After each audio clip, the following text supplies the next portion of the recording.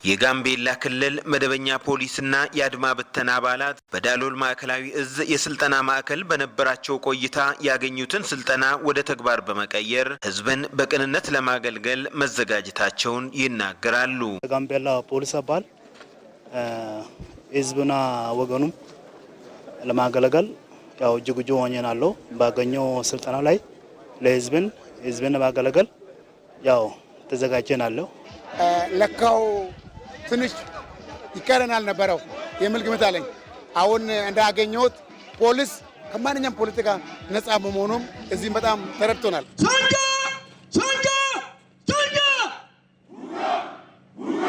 የክልሉ የሰላምና ጸጥታ ቢሮ ኃላፊ አቶ ማህበር ኮር የክልሉን ሰላምና ደህንነት ለማስጠበቅ በየደረጃው ከሚገኙ የጸጥታ አካላት ጋር በቅንጅት እየተሰራ ነው ብለዋል። የክልሉ ፖሊስ ኮሚሽነር ኮማንደር ኡማን ኡጋላ በበኩላቸው ስልጠናው የፖሊስ አባላቱን አቅም ከማጎልበት አልፎ በዘርፉ ይስተዋል የነበረውን ብልሹ አሰራር ለመፍታት ያግዛል ብለዋል።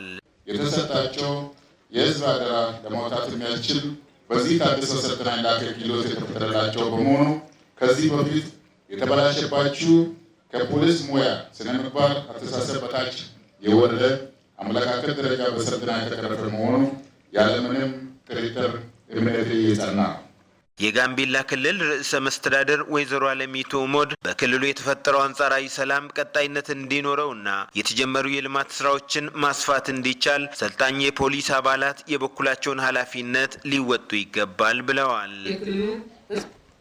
በምንም ምክንያት የማይነጣጠል ዘመናትን የተሻገረ በደም የተሳሰረ አንድነት ያለው አንድ ህዝብ መሆኑን ተገንዝባችሁ ከብሔርተኝነት አስተሳሰብና አመለካከት ሙሉ በሙሉ በመላቀቅ መላውን የክልሉ ህዝብ እንደ አንድ ህዝብ በማየት አሁንም የተፈጠረውን አንጻራዊ ሰላም በማጽናት በክልሉ የተጀመሩ አበረታች የልማት ስራዎች ተጠናክረው እንዲቀጥሉ የሚሰጣችሁን ኃላፊነት በታማኝነት እንድትወጡ ደጋግሜ አደራ እላለሁ። የዳሎል ማዕከላዊ እዝ ምክትል አዛዥ ለውጊያ ድጋፍ አገልግሎት ሜጀር ጀነራል ሙላት ጀልዱ ሰልጣኞች በጠንካራ ስነ ምግባር የታነጸ የፖሊስ ሰራዊት በመሆን ለሰላም ዘብ መቆም እንደሚጠበቅባቸው ተናግረዋል። የሰላም ዘብ፣ የፍትህ ዘብ፣ የነጻነት ዘብ፣ ፍትህና ርትዕን የሚያረጋግጥ ካሁን በኋላ እናንተ